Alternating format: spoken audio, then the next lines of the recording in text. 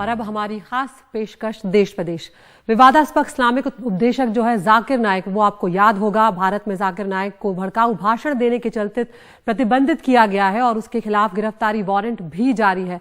उसी जाकिर नाइक को FIFA world cup में प्रवचन के लिए न्योता दिया गया है। आधिकारिक तौर पर जाकिर नाइक को बुलाया गया है। भारत में जाकिर नाइक का जो संगठन है वो बैन किया जा चुका है। इस्लामिक रिसर्च फाउंडेशन पर 2016 से भारत में बैन लगा हुआ है। जाकिर नाइक कई चीज़ों के चलते सुर्खियों में रहा है। इस जबरन जो धर्म परिवर्तन की वजह है रही है, उसमें एक भड़काऊ भाषण बहुत बड़ा एक वजह रही है। इसके अलावा बांग्लादेश में एक ब्लास्ट हुआ था और उसमें जो आरोपी सामने आए थे, उन्होंने कहा था कि जाकिर नाइक के जो भाषण हैं उनसे वो प्रभावित होकर उन्होंने अपनी जो आतंकी गतिविधि उसको अंजाम दिया था। इसके अलावा जाकिर नाइक पर कई तरह के आरोप हैं। आतंक का वो समर्थन करता है, सुसाइड अटैक का भी वो समर्थन करता है और भारत से भागकर वो मलेशिया में जाकर पनाह ले रहा है। तो यहाँ पर कतर में अब जब उसको प्रवचन के लिए न्योता दिया गया है तो ये सवाल जो है बहुत बड़ा उठ गया है और कई तरह की बातें इसको लेकर अब कही जा रही हैं। हमारे साथ जुड़ रही है हमारी सहयोगी कादम्बिनी शर्मा। कादम्बिनी, ये भारत के लिए बहुत बड़ी खबर है कि जाकिर नाइक जैसे विवादास्पद जो व्यक्ति है उसको कतर में न्योता दिया गया है। किस तरह से भारत का रुख रहने वाला है इस पर और कोई क्या प्रतिक्रिया सामने आई है अभी तक? देखिए आदित्य, अभी तक इस पर कोई भी प्रतिक्रिया सामने नहीं आई है, इसके बारे में कुछ भी कहा नहीं गया है। लेकिन एक ऐसा शख्स जो कि 2016 में भारत छोड़कर भाग गया था, क्योंकि ईडी और एनआईए जो है वो उसकी जांच करना शुरू कर रही थी और खासकर इसलिए जो हमने अभी बताया कि किस तरह से सुसाइड बॉम्बिंग हो या आतंकवाद हो या फिर जबरन धर्म परिवर्तन हो, इन सब चीजों को वो सपोर्ट करता है। और ये ज्यादा चिंताजनक बात इसलिए है क्योंकि ना सिर्फ सपोर्ट करता है बल्कि उसका जो एक टीवी चैनल है, पीस टीवी करके कहलाता है, उस पर ये लगातार प्रसारित होता रहा था। तो कतर जब इतने बड़े एक इवेंट को, स्पोर्ट्स इवेंट को होस्ट कर रहा है, फीफा वर्ल्ड कप को होस्ट कर रहा है, जहां सैकड़ों देश मौजूद हैं, अलग अलग स्पोर्टिंग टीम्स मौजूद हैं, वहां पर एक इस तरह के विवादास्पद शख्सियत को बुलाकर उससे सरमन दिलवाना, रोज उपदेश दिलवाना, ये अपने आप में कई सवाल खड़े करता है। हालांकि कतर इस बार कई तरह के विवादों में घिर गया है, क्योंकि वहां पर जो स्टेडियम बना उसमें जो मौत हुई है उसको लेकर विवादों में घिरा हुआ है।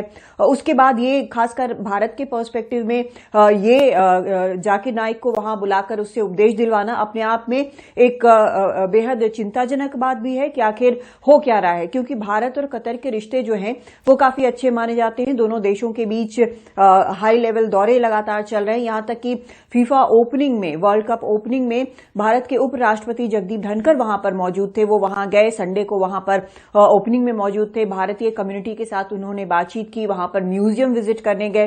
तो ये भारत की तरफ से अपना सौहार्द दिखाने की बात है। लेकिन क्या कतर को जरूरत थी कि जाकिर नाइक जैसे शख्स को, जिसको भारत जो है अपने पास चाहता है और उसके ऊपर 10 तरह की जांच चली है और एक बेहद ही नफरत फैलाने वाली शख्सियत है, जो आतंकवादी बॉम्बिंग को सपोर्ट करता है, जैसा बांग्लादेश में जो कैफे अटैक हुआ था, वहां पर जो गिरफ्तार किए गए थे जो परपेट्रेटर, उन्होंने कहा था कि पीस टीवी में जो प्रवचन वो सुनते हैं जाकिर नाइक का, उससे वो प्रभावित हैं। तो एक इस तरह के एक रेडिकल इस्लाम को जो शख्स बढ़ाता है और जिसके कारण कई घटनाएं हुई हैं, उसको देखते हुए और भारत से रिश्तों को देखते हुए आखिर कतर ने ऐसा क्यों किया, ये अपने आप में बड़ा सवाल है। हालांकि इस पर कोई प्रतिक्रिया अभी कहीं से नहीं आई है। जो वेरीफाइड हैंडल्स हैं वो कह रहे हैं कि जाकिर नाइक कतर पहुंच चुका है और रोज इस तरह के सरमन्स वो देगा। तो अब देखना होगा कि क्या भारत इस पर कोई रिएक्शन देता है या नहीं देता है। कादम्बिनी, सिर्फ भारत ही नहीं, यूके जैसे दूसरे देशों में भी जाकिर नाइक पर बैन लगाया गया है। ऐसे में अंतर्राष्ट्रीय स्तर पर इसे किस तरह से देखा जाएगा, क्योंकि भड़काऊ भाषण देना, एक तरह से जहर उगलना, जबरन धर्म परिवर्तन, आतंक, सुसाइड बॉम्बर जैसी बातों का ये समर्थन जब करता है ये इंसान, तो ये सिर्फ भारत के लिए नहीं, पूरी दुनिया के लिए इस तरह के इंसान खतरनाक है। बिल्कुल, लेकिन यहाँ पर यह भी देखना होगा कि अलग अलग देशों के रिश्ते जो हैं वो अलग अलग तरीके से डिफाइंड होते हैं।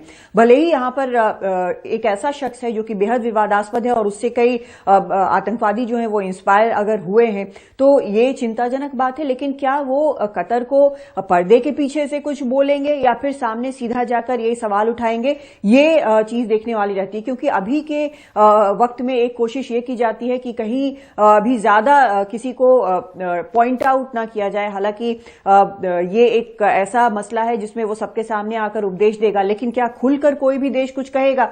सबसे बड़ी बात तो ये है कि ये देखना होगा कि भारत क्या कहता है, क्योंकि जहां पर ईडी जांच कर रही हो, जहां पर एनआईए जांच कर रही हो, जहां से वो भागा हुआ है भारतीय सिटीजन होने के बावजूद, 2016 से वो भागा हुआ है, मलेशिया में रह रहा है, तो भारत क्या कहता है? ये एक बड़ा सवाल है और देखना होगा कि क्या भारत सीधा सीधा सामने कुछ कहता है। लेकिन इसके लिए ये भी देखना होगा कि क्या वहां पर वो उपदेश दे रहा है, क्या आधिकारिक तौर पर उसको बुलाया गया है, क्या आधिकारिक तौर पर वो ये उपदेश वाला कार्यक्रम है। तो ये सभी चीजें जब एक बार सामने आती हैं, उसके बाद साफ होगा कि क्या हो क्या रहा है और क्या देशों के रिएक्शंस आते हैं, चाहे भारत हो या बाकी देश, क्या उनके भी कुछ रिएक्शंस आते हैं, ये देखना जरूरी होगा।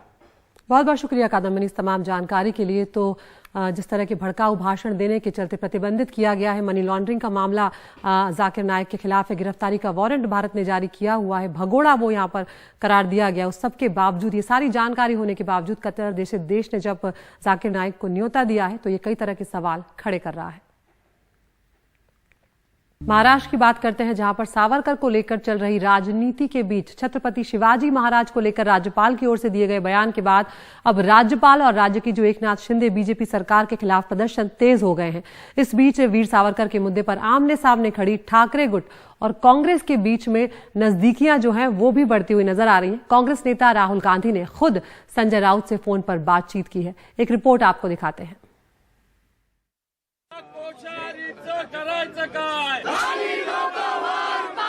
छत्रपति शिवाजी महाराज को पुराने जमाने का हीरो कहे जाने के विवादित बयान के विरोध में मुंबई में सोमवार के दिन जगह जगह प्रदर्शन हुए।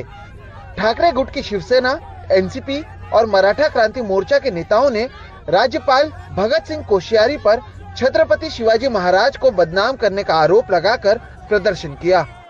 शिवाजी महाराजांच्या बाबतीमध्ये दुसरं कोणी काही बोललं असतं, अगर और कोई शिवाजी महाराज पर बोलता है तो महाराष्ट्र में प्रदर्शन होते हैं। आज आपके राज्यपाल और आपके प्रवक्ता सीधे सीधे शिवाजी महाराज को अपमान कर रहे हैं और अब आप उनका बचाव कर रहे हैं। सीधा मतलब है कि आपका जो प्रेम है वो सच्चा नहीं है। छत्रपती शिवाजी महाराज आणि महाराष्ट्राच्या स्वाभिमानासंदर्भातलं तुमचं प्रेम हे खरं नाही। ये पहली बार नहीं है जब राज्यपाल ने ऐसा कोई विवादित बयान दिया है। इससे पहले भी छत्रपति शिवाजी महाराज और सावित्रीबाई फुले और मुंबई के मराठी माणूस को लेकर दिए गए बयान के बाद राज्यपाल का विरोध हुआ, उन्हें माफी भी मांगनी पड़ी। एनसीपी सांसद सुप्रिया सुळे ने ट्वीट कर राज्यपाल पर जानबूझकर इस तरह के बयान देने का आरोप लगाया। उप मुख्यमंत्री देवेंद्र फडणवीस राज्यपाल का बचाव करते नजर आए, तो वहीं शिंदे गुट के विधायक ने भी राज्यपाल के बयान का विरोध किया। जब तक चांद और सूरज धरती पर है, तब तक महाराष्ट्र के और देश के आदर्श छत्रपति शिवाजी महाराज ही होंगे, हमारे हीरो छत्रपति शिवाजी महाराज ही होंगे। इसलिए मैं ऐसा मानता हूं कि इस पर कोई विवाद होने का कारण नहीं है। राज्यपाल जी ने जो कुछ कहा है, मैं ऐसा मानता हूं कि राज्यपाल जी के भी मन में स्पष्ट है कि छत्रपति शिवाजी महाराज से बड़े आदर्श कोई हो नहीं सकते। इसलिए अब उनके बातों का कोई दूसरा अर्थ नहीं निकाला जाए, ऐसा मुझे लगता है। भारतीय जनता पक्षाच्या केंद्रीय मेरी बीजेपी के वरिष्ठ नेताओं से विनती है कि इस राज्यपाल को महाराष्ट्र के इतिहास के बारे में नहीं पता है। महाराष्ट्र में ऐसे राज्यपाल को लाया जाए जिन्हें इतिहास पता है। ऐसे राज्यपाल से कोई फायदा नहीं होगा। राज्याच्या राज्यपाल पदावर ठेवून काही उपयोग नहीं। विनायक सावरकर को लेकर राहुल गांधी की ओर से दिए गए बयान के बाद जहां उद्धव ठाकरे गुट की शिवसेना और कांग्रेस बैकफुट पर दिख रहे थे, तो वहीं अब छत्रपति शिवाजी महाराज के मुद्दे पर शिवसेना दोबारा आक्रामक हो गई है। सावरकर को लेकर कांग्रेस और उद्धव गुट के बीच बढ़ी दूरी के बाद रविवार के दिन राहुल गांधी ने फोन पर संजय राउत से बात की। राहुल गांधी जी भारत जोड़ो यात्रा में बहुत ही व्यस्त है, अब देख रहे हैं। फिर भी राहुल जी ने कल रात को मुझे फोन किया, मेरे से बातचीत की। मैं जेल से छूटने के बाद मेरी तबीयत कैसी है, मैं ठीक हूँ या नहीं, इस बारे में जानकारी ली, बात की। राहुल जैसे एक व्यक्ति है राजनीति में जो राजनीतिक मतभेद होने के बावजूद वो रिश्ता कायम रखते हैं, दोस्ती का, प्यार का। महाराष्ट्र के राजनीति में सभी पार्टी में हमारे दोस्त हैं, कभी ना कभी हम एक दूसरे के साथ काम भी किया है, लेकिन कितने लोगों ने पूछा कि आप कैसे हो? कितने लोग, जब मैं जेल में था तो फैमिली के साथ एक कम्युनिकेशन किया था, नहीं, एक हमारी पार्टी के लोग थे, एनसीपी के हमारे वरिष्ठ नेता थे, कांग्रेस के थे, लेकिन हमारे मित्र तो बीजेपी में भी है, वो तो खुश रहे हम जुड़ जाने के बाद। उसे राजनीति नहीं कहते, राजनीति नहीं कहते उसे, ये तो मुगलों के जमाने की राजनीति है। अब तक सावरकर के मुद्दे पर बैकफुट पर दिखने वाली ठाकरे गुट की शिवसेना छत्रपति शिवाजी महाराज के मुद्दे पर शिंदे और बीजेपी सरकार को घेरती नजर आ रही है। इसके साथ ही सावरकर के मुद्दे को लेकर कांग्रेस और ठाकरे गुट में जो दूरियां बढ़ी थी वो भी फिलहाल खत्म होती हुई दिख रही है। मुंबई से कैमरा पर्सन राजेंद्र दयालकर के साथ सोहित मिश्रा, एनडीटीवी इंडिया। तो मुंबई में आगे बढ़ते हैं, मुंबई की ही बात करते हैं। वहां पर भले ही कोविड के मामलों में लगातार कमी आ रही हो, लेकिन शहर बच्चों में खसरे के प्रकोप को नियंत्रित करने के लिए संघर्ष करता हुआ नजर आ रहा है, क्योंकि यहां पर अब तक 9 लोगों की जान जा चुकी है और 184 मामलों की पुष्टि भी हो चुकी है। कोरोना काल की तरह धारावी में जो धारावी मॉडल से मीजल्स पर अब काबू पाने की जो कोशिशें हैं वो की जा रही हैं। हमारी सहयोगी पूजा भारद्वाज की रिपोर्ट। बदन पर लाल चकत्ते, बुखार और खांसी। 9 महीने की इस बच्ची के साथ साथ खसरे की चपेट में कई बच्चे आ गए हैं। मुंबई की बस्तियों में कोरोना काल की तरह फिर से मेडिकल कैंप लग रहे हैं। डोर टू डोर जाके सस्पेक्ट ढूंढे जा रहे हैं। जो एरिया जो हाई रिस्क पॉकेट्स है वहाँ जाके हमारी जो CHVs है वहाँ पे जाके हर बच्चे को अच्छे से इन्वेस्टिगेट करके उनको अगर सिम्टम्स है तो आगे फर्दर इन्वेस्टिगेशन के लिए भेज रहे हैं। एशिया की सबसे बड़ी झुग्गी धारावी में धारावी मॉडल से खसरा पर काबू पाने की कोशिश हो रही है। निजी डॉक्टरों, आशा वर्कर्स, आंगनबाड़ियों की फौज की मदद से रोजाना दर्जनों स्वास्थ्य कैंप लग रहे हैं, क्योंकि कोरोना काल में अधिकांश बच्चों को मीजल्स से बचाव का टीका नहीं लग पाया। इसलिए घनी तंग बस्तियों में फैलाव की जो रफ्तार है बेहद तेज है। आंकड़ों की माने तो ऐसे 20,000 बच्चे हैं जिन्हें मीजल्स का टीका नहीं लगा है। छोटे पीरियड में अगर इतने ज़्यादा तादाद में बच्चों को अगर इम्यूनाइजेशन करना है तो हमको ज़्यादा कैंप्स लेने की ज़रूरत पड़ रही है। इसके लिए हम लोगों ने डेली 15 से 20 कैंप अरेंज किए हैं। यस, और कुछ एरियाज़ में अभी लोग कोऑपरेट करना चालू किया, क्योंकि अवेयरनेस के थ्रू उनको भी पता चल गया अगर टीकाकरण नहीं करवाए, अगर ट्रीटमेंट नहीं करवाए तो उनके बच्चों के सीरियस होने से और जान जाने की भी नौबत आ सकती है। मुंबई में संदिग्ध संक्रमितों की संख्या 3000 का आंकड़ा पार कर चुकी है। 9 बच्चों की जान जा चुकी है। 184 संक्रमितों की पुष्टि हो चुकी है। इनमें से 9 ऑक्सीजन सपोर्ट पर हैं, जबकि 2 वेंटिलेटर पर। केंद्र सरकार द्वारा भेजी गई विशेषज्ञ समिति भी प्रभावित इलाकों का दौरा कर चुकी है।